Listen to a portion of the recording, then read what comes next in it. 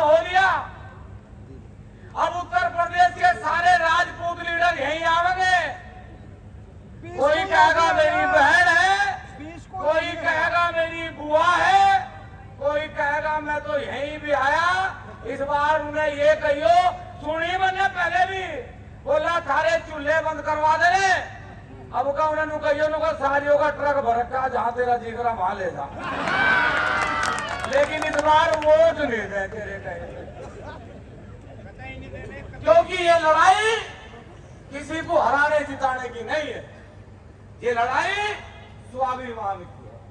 और स्वाभिमान की लड़ाई में यदि आप सब लोगों का सहयोग नहीं मिला तो बहुत बड़े अपमान का घूंट इस समाज को पीना पड़ेगा। एक बात ईमानदारी से बताना, हरियाणा वालों से खासकर मैं पूछ रहा, सन 1966 में हरियाणा बना, इन 66 से अब तक वो भी लोग होंगे जिन्होंने 66 का समय भी देखा। आदरणीय पत्रकार बंधु यहाँ हैं और मेरे बुजुर्ग हैं। 66 से अब तक सन 2024 जितना मजा चुनाव का हरियाणा वाले अब कर ले रहे कभी लिया नहीं होगा है। सारी तरफ टिकट कोई किसी पार्टी ने लेकर आवे, पहले नु देखे महाराणा प्रताप जी की मूर्ति कहाँ है, जाके माला चढ़ावे। मुख्यमंत्री 8 बजे पहुंच गया, कर्नल साहब 7 बजे पहुंच गए। जितने लड्डू सीएम के बनाए थे सारे बंटवा दिए, पहले ही सीएम रहा खड़ा। तो इस बार स्वाभिमान की लड़ाई में मजा आ रहा या नहीं आ रहा नु बताओ। अभी तो अंगड़ाई ली, अंगड़ाई लेने में सरकारों का ये हाल है कि इस देश का प्रधानमंत्री लकड़ी को कभी लड़की बतावे, कभी नु कहे तुम्हारी भैंस ले जाएगा। अरे तू दुनिया का सबसे लोकप्रिय प्रधानमंत्री था मेरे चाचा, तेरी रैली में 6000 आदमी नहीं पहुंच रहे, तेरी ऐसी की कैसी होनी। और लड़ा किसके साथ? अच्छा गलती क्या कर दी, बहुत लोगों को भगाया उसने, भाइयों बहनों भाइयों बहनों। अपने सोची मगा भाई इसका तो है नहीं, मारे वालियों को पटाया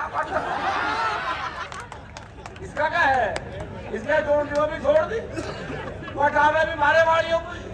भाइयों बहनों हमने सोची मगा कुछ ना कुछ करागा, और करा क्या? 10 साल में अगर किसी व्यक्ति ने सबसे ज्यादा हम लोगों का अपमान करने का काम करा तो इसी व्यक्ति ने करा। एक इसके साथ और रहे, मैं अपनी वाणी को गंदी नहीं करूंगा, लेकिन ये 2 गुजराती दुर्जन सिंह और सर्जन सिंह इस देश को बर्बाद करना चाहते हैं। और किसके साथ पंगा लिया? ठाकरों के।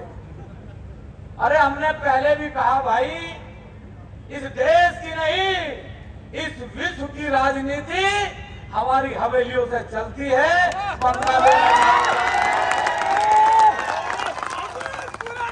लेकिन अब समझ में नहीं आई तो मैं क्या करूं? हमने समझाया और हमारा निवेदन है आप लोगों से, आज आदरणीय अम्मू जी ने जो इस्तीफा दिया वो हमारे सर पे माथे पे है, लेकिन एक बात का ध्यान रखना, मेरे निवेदन है आप लोगों से, आप भाजपा में रहेंगे इसका ज्यादा ऐतराज नहीं करता, आप कहां खड़े होकर काम कर रहे हैं इस पर ज्यादा ऐतराज नहीं करता, लेकिन हमारा एक निवेदन है साहब कि यदि के थर्ड प्रकरण में हमारे ऊपर लाठी बजवाने वाले चाहे कमरपाल गुर्जर हो, चाहे लीलाराम गुर्जर हो, चाहे अशोक गुर्जर हो, यदि उनके मंच पे कोई राजपूत खड़ा होके माड़ा गिरवाने का काम कर रहा है, वो इस बिरादरी का गद्दार है। ये बात जिन लोगों ने समाज का अपमान करा, आज कुछ लोग उनके साथ फोटो खिंचवा के अपने को नेता बनाने मानने का प्रयास कर रहे हैं। ध्यान से सुन लो, इतनी बड़ी सरकार का ढंग उठा दिया, तुम भी आराम से मान जाओ, नहीं तो अब क्या पंचायतें तुम्हारे बारों में होंगी, ये भी उन तक खबर पहुंचानी चाहिए। आदरणीय बुजुर्गों साथियों, कर्नल साहब ने आदेश दिया और हम तो कहें, बार बार कहें कि जात नहीं झुकने देंगे, हम अपनी जाति को कभी झुकने नहीं देंगे।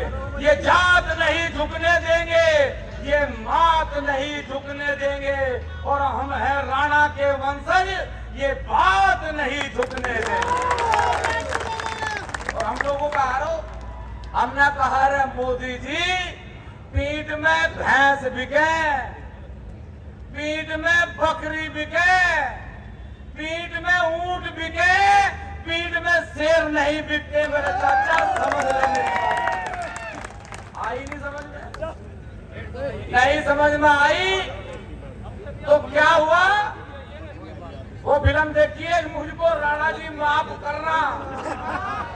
तो गुजरात में जाके ठाकुर साहब की चरण वंदना करके ये कह रहा कि मुझको राणा जी माफ कर दे, गलती है।